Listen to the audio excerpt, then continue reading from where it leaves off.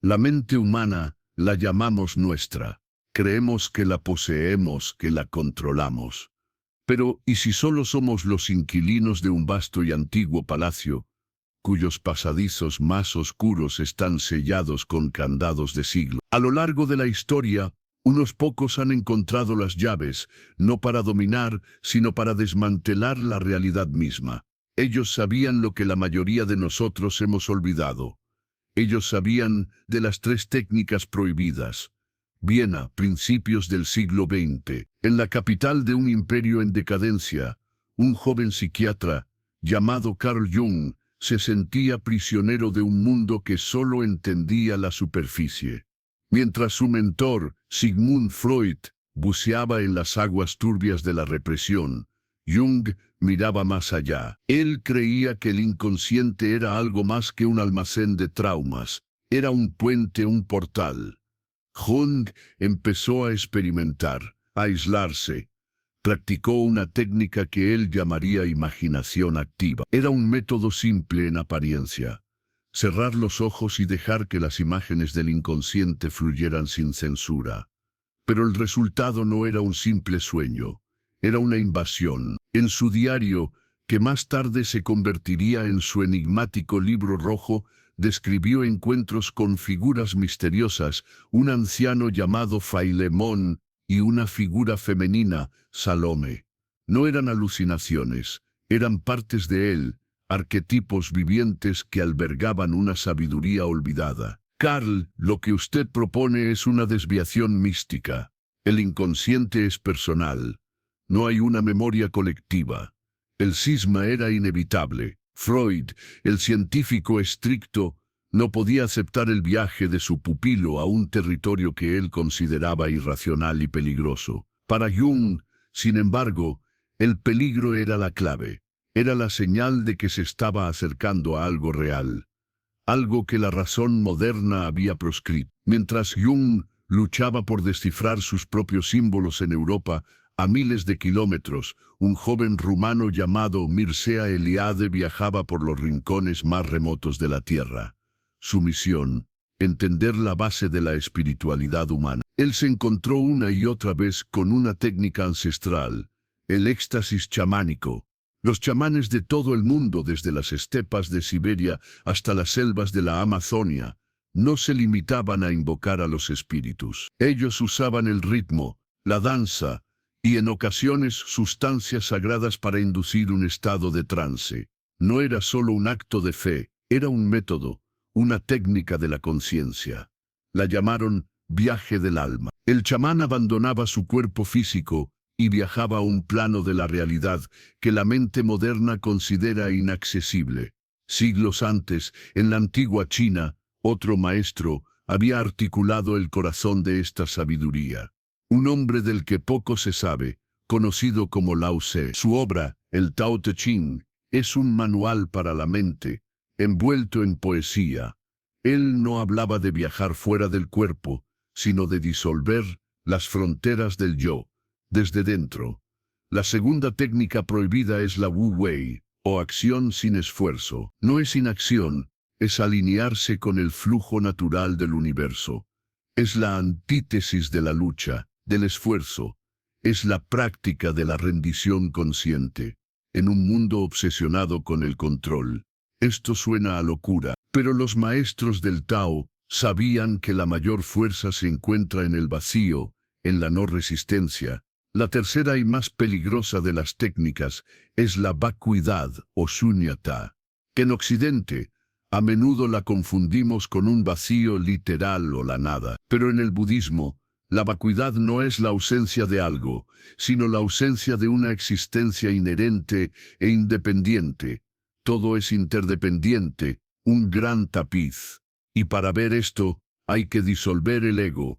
Los occidentales siempre hemos querido entender la mente con la mente, analizarla, diseccionarla, ponerla en un microscopio.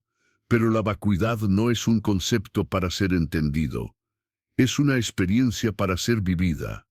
Y la entrada a esa experiencia es la meditación.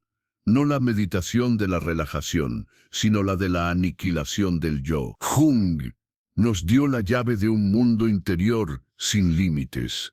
Eliade nos mostró que los antiguos sabían cómo viajar allí. Y el Tao y el budismo nos enseñaron que el verdadero poder no es el control, sino la rendición. Pero la razón por la que estas técnicas fueron prohibidas, por qué se desvanecieron de nuestra memoria colectiva, es un misterio, un peligro, porque cuando cruzas ese umbral, cuando disuelves las fronteras de tu propia mente, no hay vuelta atrás. Y lo que encuentres del otro lado puede no ser lo que esperabas. Los antiguos no solo sabían cómo entrar en el laberinto de la mente, sabían que el verdadero peligro no era el laberinto en sí, sino lo que nos espera en el centro, el minotauro, el monstruo, esa parte de nosotros mismos que negamos, reprimimos o simplemente ignoramos, hasta que se vuelve contra nosotros. Las técnicas prohibidas eran llaves para una puerta que, una vez abierta, no se puede volver a cerrar. Aquellos que se aventuraron en el interior, los pioneros, no solo encontraron una sabiduría antigua, encontraron algo oscuro y primordial, el lado oculto de la conciencia, la sombra, y la represión de esta sombra es lo que nos ha llevado a la crisis moderna del alma. Después del cisma con Freud, Jung se sumergió aún más en la imaginación activa. Pero el precio fue alto. Años cruciales de su vida, entre 1913 y 1918, los pasó al borde de la psicosis. Se sentía invadido, perseguido por las figuras que había invocado. El libro rojo no fue un simple diario, fue un intento desesperado por encontrar sentido al caos de su alma. Jung casi no lo logra, casi se pierde en la locura. Jung se dio cuenta de algo profundo y aterrador. La imaginación activa no era una simple técnica para acceder a la creatividad, era un rito peligroso para confrontar el mal dentro de uno mismo. Y si no estás preparado para ver y aceptar esa parte de ti mismo, te destruirá. Por eso, estas técnicas fueron olvidadas, enterradas, prohibidas, eran armas de doble filo, con el potencial de liberar o destruir. En el budismo, el concepto de vacuidad o sunyata es a la vez liberador y aterrador. La meditación no solo busca la paz mental, sino la aniquilación del ego. Cuando el yo, la identidad, la historia que te cuentas a ti mismo, se disuelve, el miedo puede ser insoportable. Para muchos que se aventuraron en esta práctica sin un guía experto, la vacuidad no trajo la iluminación. Trajo una profunda crisis existencial, una sensación de que no hay nada, que todo es una ilusión, un teatro sin significado. En lugar de liberarles, la técnica les sumió en una depresión profunda, en la que el mundo y el yo perdieron todo su color. Eliade, con su mente académica, trató de entender la práctica del viaje del alma, de manera desapasionada. Pero incluso él llegó a la misma conclusión que Jung y los místicos del pasado. El éxtasis chamánico no era una simple experiencia de la conciencia alterada, era una confrontación directa con fuerzas que la ciencia moderna no puede explicar. Los chamanes no solo curaban, también batallaban con demonios. El chamán viaja a los reinos inferiores para sanar, para encontrar almas perdidas. Pero en esos reinos, la realidad se desgarra. Las reglas del mundo físico no aplican. Para el chamán inexperto, o para el buscador moderno que intenta esto sin preparación, el riesgo de no volver del viaje es real. La mente puede fragmentarse, perderse para siempre en el otro lado. Y así llegamos a la gran pregunta. ¿Por qué el mundo moderno prohibió estas técnicas? No por accidente, no por ignorancia, por una razón: el control. Nuestra civilización está construida sobre el pilar del control. Control de la naturaleza, control de la sociedad, control de las emociones. Y la mente, el caos, el éxtasis, la disolución del ego, el viaje a lo desconocido. Todo eso amenaza el orden establecido.